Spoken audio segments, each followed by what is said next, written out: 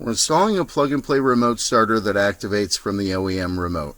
I'm going to go ahead and get started with the disassembly. We're going to start by removing the two screws from underneath the dash.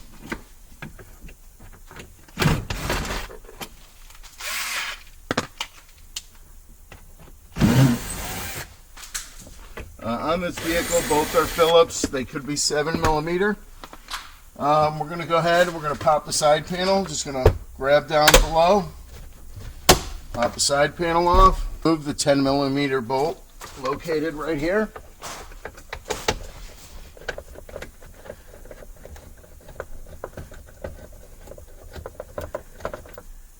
At this point we can remove the underdash.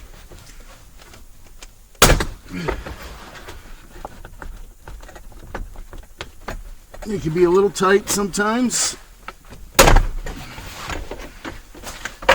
Going to unplug any accessory plugs we have, and we'll get this out of our way. At this point we're going to go ahead and we're going to remove the steering column cover plastic. I'm going to take a plastic tool or a screwdriver, slip it behind the tilt lever, and pop the tilt lever out.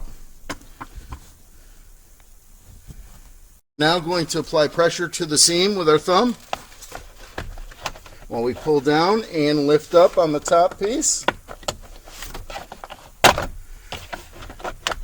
It's going to wiggle it a little bit. We don't want to break any clips, and we go ahead and remove the steering column cover plastic. We're going to get started with the installation. At this point we're going to remove the ignition plug and the immobilizer plug. The immobilizer plug has a little push tab. We're going to push down while we unplug the immobilizer. On the ignition plug we have a red clip that we're going to slide outward. Now we can go ahead and push the release clip and unplug the ignition.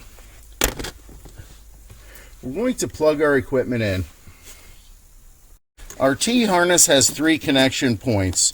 We have the immobilizer plug, we have the ignition plug, and we have a diagnostic plug T-harness. So we're going to start by plugging in our immobilizer and ignition plug.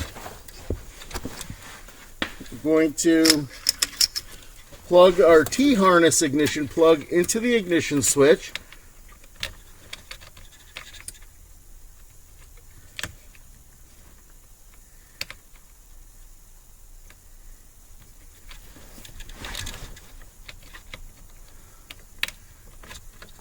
We're going to support the switch while we click it in place.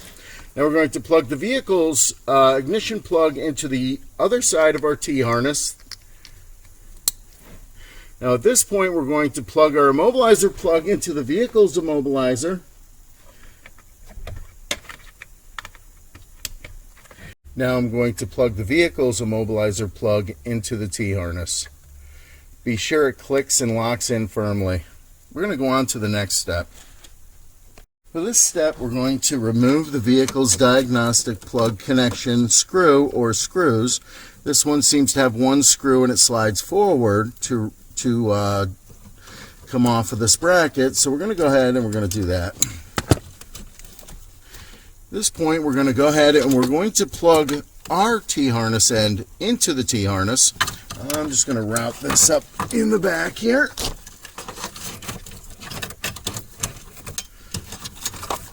This is down. And we can do our final routing at the end. Just for video purposes, I'm doing it this way. So we're going to plug into our diagnostic plug connection on our T-harness. And then we'll be left with a diagnostic plug end that we're going to mount in the factory location. The same way that the factory one mounts. I'm going to put one tab under this clip right here. And then we're going to put the screw in the other side to secure the diagnostic plug. At this point we're going to move on to programming our device. We're going to begin the pairing process. We're going to plug in the black plug to our device. We're going to plug in the red plug. And we're going to plug in the blue plug. At this point the LED will illuminate red. We're going to place the key in the ignition, turn the ignition to the run position. We're going to leave the key in the run position until the light goes solid green and turns off. This will be the indication that the module is successfully paired to the vehicle.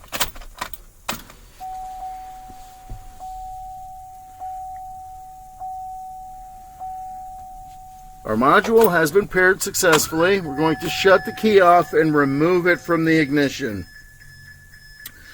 This truck is equipped with a backup alert. It's a work truck, so that's the noise you're hearing. It has nothing to do with the remote starter. We're going to let the backup alert shut off. We're outside of our vehicle. We're going to test the remote starter.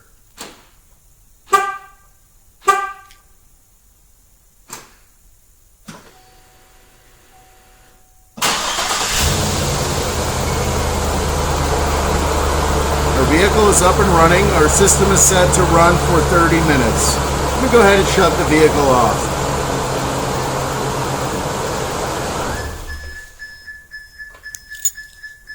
There's a little vent that runs here. I removed it so you get a better view of the BCM. There's a couple optional connections I'm going to go over. The first optional connection, just trying to get a couple of these harnesses out of the way here. Truck has a plow in it. We're at the vehicle's BCM. First one is at this pink connector. So we're going to unplug the pink connector, second one up from the bottom. This is a retained accessory power shutoff. What the wire will do here if we connect to it is when you shut the vehicle down or when the vehicle times out, the accessories stay on until you open the door. By connecting to the retained accessory power shutoff wire, it will simulate the door opening, triggering your accessories to turn off immediately upon shutdown of the remote starter, whether it times out or you shut it down. If you don't connect this wire, your accessories will still shut off, but they'll have to go through the delay time of about a few minutes here. It's probably about 9 minutes. I can test it at the end.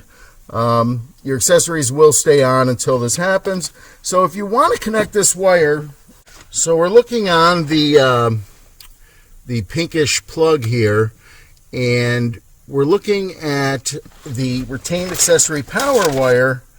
This is a turn-off trigger to simulate the door opening to shut off the retained accessory power. So it's gray and black, and it's located at pin 10. So I'm going to show you where that is. So if we're looking at the harness here, right here, this gray and black wire, the retained accessory power turn-off connection. So the next plug we're going to be dealing with is the second one down from the top. So I'm going to go ahead and I'm going to unplug it.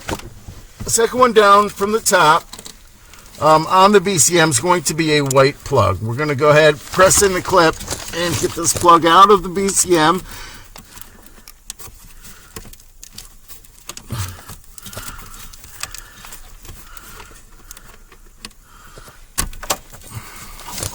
Okay, so the parking lights are located on this plug.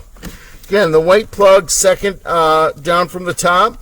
Now we're going to look at it from the back. It's going to remove a little of this protective loom. So the parking light wire is located at pin 8. If you look at the diagram you receive with the item, it'll show a picture of the plug. The orientation is looking at the back of the plug where the wires enter. You can match up the pins on the picture, and you'll see that the parking light's this light blue wire located at pin 8.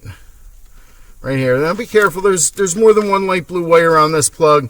So if you want to test this, if you ground this wire, it will turn on your parking lights. I believe this would have to be plugged into the BCM for that to work. Or if you put a meter on it and you turn on your lights, it will show that it has a ground on it. This is your parking light wire. So I'm going to go ahead and plug the plug back in. Okay, this harness has a built-in remote starting override switch, which means if this switch is in the on position, the remote starter will not trigger from locking the doors 3 times. This is good for extended service if you're having your oil changed, you're parking in an attached garage, for times when you do not want the vehicle to start. When you activate this or turn the switch to on, watch what happens with the LED light. Okay, it's going to flash, indicating that it has been put in what's called valet mode. So if we try to trigger remote starting, lock, lock, lock, we're not going to get anything. When we turn the switch to the off position, our remote starter will function again.